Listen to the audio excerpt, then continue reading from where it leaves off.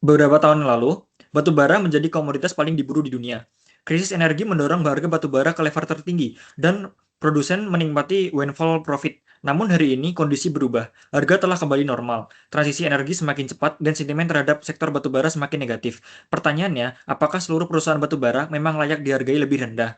Menurut kami tidak. Salam sejahtera Bapak dan Ibu Dewan Juri. Kami dari tim Sarpe Thinkers merekomendasikan buy untuk PT Indo Tambang Raya Megah Tbk dengan target harga 32.200 yang mengilustrasikan upside sekitar 38% dari harga penutupan 23.275 per lembar. Rekomendasi buy kami didukung oleh 3 tesis utama. Pertama, portfolio optimization. Kedua, eksplorasi yang terus menambah cadangan. Ketiga, neraca yang sangat kuat. Selanjutnya, ITMG merupakan salah satu produsen thermal coal terbesar di Indonesia dengan 8 konsesi di Kalimantan dan total cadangan sekitar 353 juta ton. Keunggulan utamanya adalah portofolio batubara yang beragam, mulai dari sekitar 3.900 hingga 6.500 gar, sehingga perusahaan dapat melakukan blending dan memenuhi kebutuhan berbagai pelanggan. Di luar batubara, ITMG mulai membangun exposure ke energi terbarukan melalui rooftop solar serta memiliki investasi strategis di sektor nikel. Namun, saat ini 99,2% pendapatan masih berasal dari batubara. Artinya, coal tetap menjadi bisnis inti, sedangkan renewable dan nikel masih merupakan long-term option value. Keunggulan ITMG bukan hanya berasal dari aset tambangnya, tetapi juga dari model bisnis yang terintegrasi. Perusahaan mengendalikan seluruh value chain mulai dari eksplorasi, pengembangan tambang, produksi, blending, dan logistik, hingga penjualan. Sebagian besar aktivitas operasional juga didukung oleh anak perusahaan sendiri, yaitu oleh trust. Integrasi ini memberikan 3 manfaat utama: kontrol biaya yang lebih baik, kualitas produk yang lebih konsisten melalui blending, serta distribusi yang lebih andal ke pasar domestik maupun ekspor. Dengan demikian, vertical integration menjadi keunggulan operasional yang membantu menjaga margin di tengah fluktuasi harga batu bara. Secara makro, lingkungan bisnis ITMG masih cukup mendukung. Pertama, pertumbuhan ekonomi masih terkonsentrasi di Asia, terutama India, China, dan Indonesia yang juga merupakan pasar utama batubara. Kedua, harga batubara menguat selama semester pertama 2026. Newcastle Index meningkat sekitar 33%, sementara HbA1 naik sekitar 22%. Ini mendukung ASP ITMG dalam jangka pendek, meskipun perusahaan tetap sensitif terhadap pergerakan harga batubara. Ketiga, pelemahan rupiah memberi manfaat translasi karena mayoritas pendapatan berbasis dolar, walaupun sebagian biaya juga ikut meningkat. Terakhir, BI rate saat ini berada 125 basis point di atas Fed rate. Diferensial ini memberikan policy buffer untuk menjaga stabilitas rupiah, meskipun juga mempertahankan domestic cost of capital pada level yang tertinggi. Menurut kami, batubara belum kehilangan relevansinya. Yang berubah adalah pusat pertumbuhan permintaannya. Hingga 2030, permintaan listrik global diproyeksikan terus meningkat, didorong oleh industrialisasi, elektrifikasi, pendidikan, dan data center. Batubara juga diperkirakan menjadi sumber pembangkit listrik terbesar di dunia. Namun, pertumbuhan permintaan kini bergeser ke Asia. Permintaan di negara lain mulai menurun, sementara China, India, dan ASEAN justru terus bertambah. Artinya, ini bukan demand collapse, melainkan regional rotation dengan Asia sebagai pusat pertumbuhan baru. Indonesia secara struktural memproduksi batu bara jauh melebihi kebutuhan domestiknya. Sebagian besar produksi memang ditujukan untuk ekspor, terutama ke pasar Asia seperti China dan India. Posisi ITMG sangat sesuai dengan kondisi tersebut. Dengan rentang kualitas batu bara yang luas, perusahaan mampu memenuhi berbagai spesifikasi pelanggan di pasar ekspor. Hal ini terlihat dari sell mix kuartal 1 2026, di mana sekitar 81% penjualan berasal dari ekspor. Kombinasi inilah yang menjadi dasar investment tesis pertama kami, yaitu portfolio optimization. Terlihat bahwa ITMG memiliki kualitas batu bara yang tinggi dengan weighted average GAR 5.923 kcal per kilo, sehingga mampu memperoleh ASP yang relatif premium. Namun, stripping ratio meningkat dari 10,2 kali menjadi 12,8 kali, jauh di atas peers sehingga cash cost ikut naik. Akibatnya, banyak investor melihat ITMG sebagai produsen berbiaya tinggi yang hanya mampu menghasilkan margin ketika harga batu bara yang sedang tinggi. Menurut kami, pasar hanya melihat kondisi saat ini, tapi belum melihat bagaimana struktur aset ITMG sedang berubah. Sebenarnya, ITMG sudah pernah membuktikan kemampuan melakukan transformasi portofolio. Pada 2023, tambang KTD yang sebelumnya menyumbang sekitar 8% produksi berhenti beroperasi. Untuk mempertahankan produksi, manajemen mengalihkan volume ke tambang bag. Mengapa bag? Karena bag memiliki 3 keunggulan. kualitas batubara tetap tinggi, stripping ratio jauh lebih rendah, dan cadangan yang jauh lebih besar. Hasilnya, meskipun tambang KTD dan JPG berhenti beroperasi, total produksi tetap bertumbuh sekitar 3% CAGR. Produksi back meningkat signifikan, GPK mulai berkontribusi, dan cash cost berhasil ditekan tanpa mengorbankan volume. Namun, transformasi tersebut belum selesai. Saat ini, tambang IMM diperkirakan akan berhenti beroperasi sekitar tahun 2031. Banyak investor menganggap produksi ITMG akan kembali turun. Menurut kami, asumsi tersebut mengabaikan langkah yang sudah dipersiapkan manajemen. Pertama, produksi back diperkirakan meningkat dari 7,2 ton menjadi 10,3 juta ton. Kedua, kami percaya ITMG akan mulai melakukan ramp up tambang NPR. NPR memiliki cadangan sekitar 78 juta ton, kualitas sekitar 5.500 gar, dan mulai berproduksi komersial sejak 2026. Kami memperkirakan produksi akan tumbuh pesat hingga 2032, sebagaimana layaknya GBK. Lalu, apa dampaknya? Saat ini, BEC berkontribusi sekitar 40% produksi, dengan weighted average GAR ITMG sebesar 5.923 dan stripping ratio 9,1 kali. Setelah IMM terdepresi, kualitas GAR memang sedikit turun menjadi 5.726, tetapi perbaikan struktur biaya jauh lebih besar. Weighted average stripping ratio justru turun menjadi 7,6 kali. Artinya, secara keseluruhan, kualitas ekonomi portofolio justru meningkat. Perbaikan ini juga tercermin pada proyeksi cash cost yang menjadi jauh lebih stabil. Hasilnya terlihat cukup jelas. Rasio cash cost terhadap ASP terus membaik, sementara gross margin, EBITDA margin, dan net margin mulai stabil setelah harga batubara kembali normal. Yang penting, stabilisasi ini tidak tergantung pada asumsi super cycle kedua, tetapi berasal dari struktur biaya yang lebih efisien. Perbaikan tersebut juga meningkatkan kualitas pengambilan modal, ROA, ROI, dan ROI kembali membaik. Menurut analisis DuPont, kita juga melihat bahwa kenaikan ROI terutama didorong oleh peningkatan profitabilitas, bukan oleh penggunaan leverage yang lebih tinggi. Menurut kami, portofolio optimasi tidak hanya menurunkan biaya, tetapi juga meningkatkan margin yang lebih tahan terhadap normalisasi harga batubara. Masuk pada tesis kedua, kemampuan ITMG menambah cadangan menjadi faktor penting yang sering diabaikan oleh pasar. Sepanjang 2024, perusahaan berhasil meningkatkan total cadangan sekitar 26% year on year didorong oleh tambahan cadangan di IMM, GPK, dan TCM.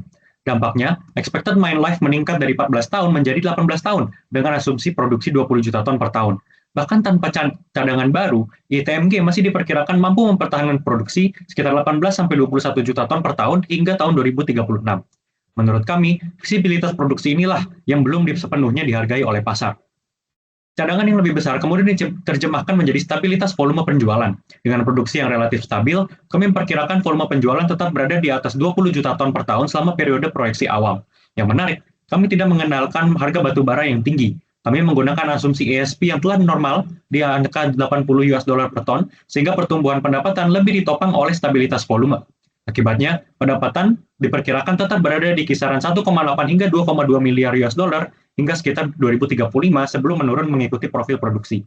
Menurut kami, pasar masih melihat ITMG sebagai price story, padahal ke depan justru volume lah yang menjadi pendorong utama pendapatan. Pertanyaan berikutnya adalah, apakah seluruh profit tersebut benar-benar dikonversi menjadi kas? Menurut kami, jawabannya iya. Sepanjang beberapa tahun terakhir, CCC berhasil dipersingkat dari 35 hari menjadi hanya 18 hari pada tahun 2025. Perbaikan ini berasal dari meningkatnya account payable days hingga kebutuhan modal kerja menjadi lebih rendah. Hasilnya, operating cash flow menjadi kuat dengan CFO terhadap EBITDA ratio meningkat dari 0,44 menjadi 0,71 kali pada tahun 2025. Kedepan, dengan EBITDA yang lebih stabil, pengelolaan modal kerja yang efisien, kami perkirakan CFO akan tetap tumbuh terbesar 2,7% CAGR dengan conversion ratio mendekati 1 kali. Operating cash flow yang kuat kemudian menghasilkan free cash flow yang juga cukup sehat. Memang pada tahun 2025 FCFF turun signifikan, namun kami melihat penurunan tersebut bersifat sementara karena berasal dari kenaikan development capex, terutama untuk pengembangan NPR dan fleet lease. Dengan kata lain, penurunan free cash flow lebih mencerminkan investasi untuk pertumbuhan. Setelah fase investasi ini selesai, kami memperkirakan capex kembali didenominasi maintenance capex dengan tren yang menurun, dengan fleet lease 3 tahun sekali hingga 2040. Akibatnya, FCFF diproyeksikan tumbuh sekitar 8,9% CAGR, sementara rasio FCF terhadap EBITDA meningkat secara bertahap hingga pada akhir periode proyeksi. Selain arus kas yang kuat, ITMG juga memiliki neraca yang konservatif. Debt to equity ratio hanya sekitar 0,04, jauh di bawah rata-rata peers. Perusahaan juga secara konsisten mempertahankan net cash position. Hal ini tercermin pada berbagai rasio solvabilitas, seperti current ratio, interest coverage, dan di SCR yang seluruhnya berada pada level yang sangat sehat.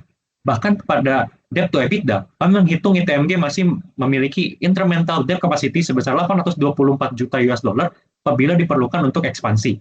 Menurut kami, fleksibilitas inilah yang menjadi salah satu kekuatan utama ITMG. Dengan OCF kuat, capex terdisiplin, perusahaan tetap memberikan sisa free cash flow yang dapat dikembalikan kepada pemegang saham melalui dividen.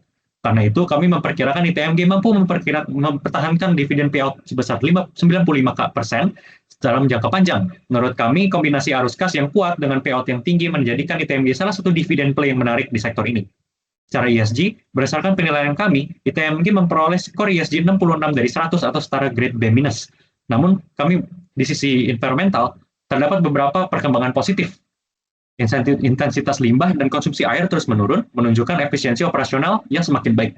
Namun kami juga melihat dua perhatian utama. Pertama, emisi gas rumah kaca yang semakin meningkat walaupun perusahaan telah mengembangkan PLTS. Dan yang kedua, volume air buangan juga cukup signifikan. Dari sisi sosial, hubungan ITMG dengan para pemangku kepentingan relatif kuat. Dana PPM terus meningkat dan jumlah desa binaan bertambah. Pelatihan karyawan juga semakin bertinggi, tetapi selama 3 tahun terakhir juga tidak terdapat aksi mogok kerja. Namun kami tetap melihat dua perhatian utama. Yang pertama, jumlah tenaga kerja lokal yang terus menurun, dan kedua yang lebih penting, masih terdapat 3 fatalitas pada 2025 menunjukkan keselamatan kerja yang masih perlu ditingkatkan. Sementara itu, dari sisi governance, kami menilai fondasi tata kelola sudah cukup baik, mulai dari whistleblowing system dan ESG governance structure hingga pengalaman manajemen. Meski demikian, pengungkapan terkait climate-related risk masih relatif terbatas dibandingkan praktik global. Karena itu, kami memberikan skor ESG 66 dari 100, menambahkan 100 basis point ESG premium pada cost of equity. Untuk menilai ITMG, kami menggunakan metode blended valuation, di mana 60% kami bobotkan pada RLDCF dan 40% menggunakan EV per resource. Menariknya, kedua metode tersebut menghasilkan valuasi yang sangat konsisten. Dari kombinasi keduanya, kami memperoleh target price harga 32.200 atau sekitar 38% upside dari harga pasar saat ini. Berbeda dengan perusahaan lain, kami menggunakan reserve life DCF, karena ITMG merupakan depleting aset. Dalam modal kami menggunakan cost of equity sebesar 14,7%, after tax cost of debt sebesar 6,1%, sehingga menghasilkan WACC sebesar 14,4%. Berdasarkan proyeksi tersebut, kami memperoleh nilai ekuitas mencapai 2,08 miliar US dollar atau mengimplikasikan sekitar 34% upside. Untuk memastikan hasil tersebut, kami juga melakukan relative valuation menggunakan EV per resource. Kami memilih peer yang merupakan produsen thermal coal, memiliki exposure di Indonesia, dan memiliki metrik keuangan yang positif. Saat ini ITMG diperdagangkan pada sekitar 1,43 EV per resource, jauh di bawah rata-rata peer sebesar 3,96. Dengan cadangan sekitar 382 juta ton, pendekatan ini berhasil menghasilkan nilai 44% upside. Kami juga menguji sensitivitas valuasi kami menggunakan bull and bear case scenario, di mana 4 asumsi yang kami ubah adalah harga batu bara, permintaan ekspor, royalty rate, dan mining cost.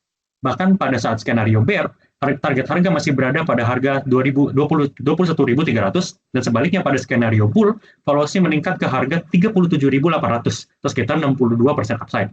Kami juga menjalankan Monte Carlo simulation sebanyak 10.000 iterasi, di mana 53,5% simulasi menghasilkan rekomendasi buy, sementara hanya sekitar 10,6% menghasilkan sell. Menurut kami, hasil ini menunjukkan bahwa investment case ITMG masih memiliki margin of safety yang sangat-sangat menarik. Selanjutnya, kami mengidentifikasi risiko utama berdasarkan likelihood dan impact. Risiko terbesar adalah gangguan operasional dan cuaca ekstrim yang dapat menekan produksi maupun penghambatan pengiriman. Untuk memitigasi risiko tersebut, perusahaan memperkuat infrastruktur, menerapkan ITO monitoring, adaptive mine planning, serta melakukan diversifikasi jalur distribusi. Risiko berikutnya adalah inflasi biaya penambangan yang berasal dari kenaikan full cost, kontraktor fee, maupun stripping ratio. Mitigasinya dilakukan melalui optimasi alokasi produksi, peningkatan kontribusi tabang back, serta disiplin dalam pengelolaan stripping ratio. Risiko terakhir adalah penurunan harga batubara yang secara langsung menekan ASP, pendapatan, dan margin. Menurut kami, broader range diferensi pasar serta fleksibilitas produksi membantu membatasi dampak penurunan harga batubara terhadap valuasi. Lengkap, kami juga menggunakan technical analysis sebagai timing tool, bukan dasar utama rekomendasi. Saat ini, ITMG mulai membentuk rebound dari area harga 21.400 hingga 22.050.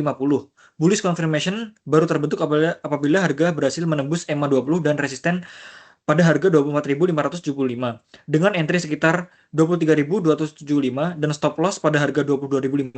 Karena itu, kami mempertahankan rekomendasi buy dengan target harga 32.200 per lembar saham. Sekian presentasi yang dapat kami sampaikan. Terima kasih.